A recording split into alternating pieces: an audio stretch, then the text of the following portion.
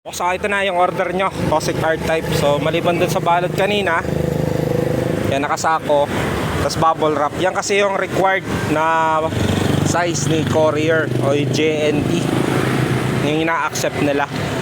Okay, so bubble wrap, fragile, mamaya naka-pick up na nila yan. Post Toxic R-Type, disc brake. Yan, so ito yung kulay silver, yan, with black. Ito yung naka-sense sa Ignite.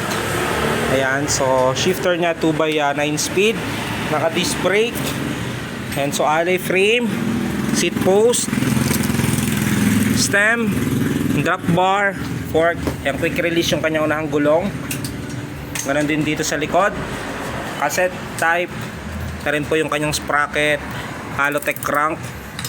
So ngayon papakita ko sa iyo, yan ay good condition, walang gas-gas or anything sa kanyang frame. Sa kabila,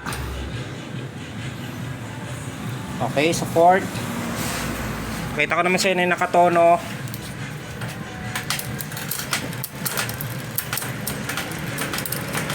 Yan, 9 speed cassette type po yan. Crank nya Halotech 2x, alay na rin kay gulong sa likuran. Ganon din dito sa harapan, malalog ang headset. Yan din yung kanyang crank. Bali mga i-remove ko namin para mabalot. Seat post, ayan yung pedal nya, drop bar, yan yung apat na tornilyo, tsaka yung unang gulong, quick release naman po yan. Yung skewer, ganito po yung setup nya. Pag ikabit nyo, bali ito ilalagay namin dito sa kanyang pedal. Diyan po namin ilalagay para hindi makalimutan. Okay, so yan po yung Toxic R-Type disc brake natin with 6 freebies, club tube, machine guard, flip tail light, and battle cage. Mamaya pa mag-update ako pag nakabalot na. Po sa Toxic R-Type disc brake kulay dark green. Okay, ito yung naka 2x7 speed, 2x9 speed, sa Ignite shifter. Okay, so ito alloy frame, stem, drop bar, fork, quick release yung kanyang unang gulong. Halotech crank, 9 speed, cassette type. Yan, papakita ko sa good condition. Walang gas-gas or anything sa kanyang frame. Pakita ko sa iyo na yung nakatono. Okay, so pinatonan na rin namin yan bago namin i-ship.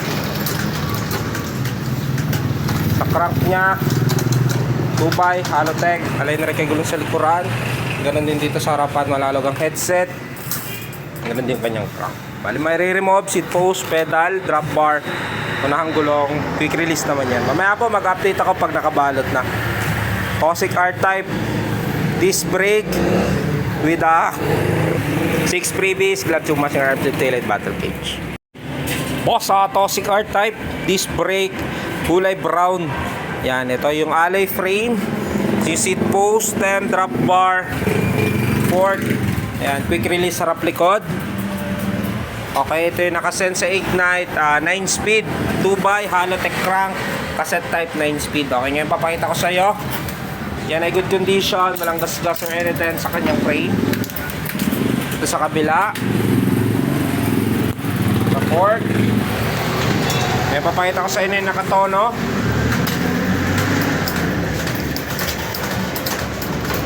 Sa crank 2x, alay na lagay gulong sa likuran. Ganon din dito sa harapan, walang logo headset. Ganon din kanyang crank. Bali mga i-remove ko, seat post, pedal, ayan, drop bar, unang gulong, yan, quick release naman yan para mabalot. Mamaya po pag-send akong video pag yan ay nakabalot na. Yan po yung Toxic R-Type disc brake with 6 freebies, club tube, machine guard, flip tail light, and battle cage. Posit na naman yung freebies mo. Ayan, so freebies nya, tail light, check natin. Ayan, so tail light, ito yung blinker, long press lang po. Pag off din, long press lang din. Okay, ito naman yung tube mask, ayan, arm sleeve, gloves, then chain guard, and battle cage. Ayan, so ito may kasama ka na rin sticker, GMC Bikes Cavite. Okay, thank you po and God bless sa'yo. Ride safe pagdating ng bike sa inyo. Boss, na yung order nyo, Toxic R-Type disc brake. Okay, so ayan, kung mapapansin nyo, nakabalot na naman ito para maiwasan yung gas-gas. Habang nakasya papunta sa inyo, remove ka nyo unahang gulong, yung drop bar, seat post, pedal, skewer nya. Okay, Kasama ko na rin po yung 6 na freebies. Flat tube machine arm sleeve taillight battle cage. Pinang ko ng foam karton bago ko balutin. Mamaya po naka-JNT na po yan.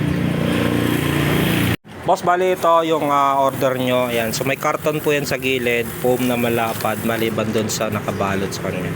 So lalagay ko na lang yan sa sako. Tapos fragile, ay bubble wrap, tapos fragile. Okay, so mamaya po naka-JNT na yan.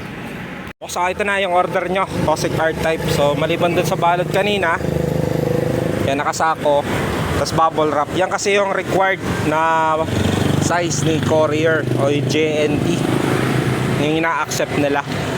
Okay, so bubble wrap, fragile, mamaya naka-pick up na nila yan.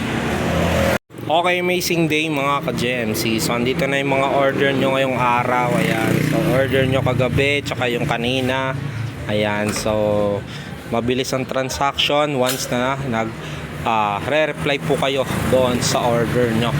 Ayan, so lagi kong paalala, ayan, once na nag-order po kayo, mag-message po kayo, no, para matulad kayo dito na mabilis ang transaction natin. Ayan, so sa mga order nila, nakapagpili sila, ayan, sa message, doon din po ako nasasend ng videos regarding doon sa mga order nyo. Ayan, so ito yung mga order. Ayan, so Cosic R-Type disc brake. Ayan, so kulay brown, papunta ito ng Camarines Norte. Ayan, Labu. Then ito Cosic R-Type disc din, papunta naman ito ng Surigao del Norte. Ayan, kulay dark green. Ayan, ito Promax PR20. Ayan, dark green, papunta naman ito ng Mabalacat, Pampanga. Ayan. Then Rebel Canyon Elite Road Bike, papunta naman ito ng Cagayan. Ayan, Abulog, Cagayan. Ayan, Rebel Canyon po ito. Road bike. Ayan, Promax PR20 dark blue. Ito papunta naman ito ng Lapu-Lapu. Ayan, so yan po yung mga order ngayon. So 1, 2, 3, 4, 5. Ayan, so may mga pending pa na hindi nagre-reply. So wait nga lang po kami sa reply nyo para mapaship. Okay, yan po yung mga order ngayong araw. So maraming salamat po. Once na na-pick up na po ngayon yan, wait nyo na lang 2 to 5 days, darating na po yung bikes na order nyo. Okay, thank you po and God bless po sa inyo lahat.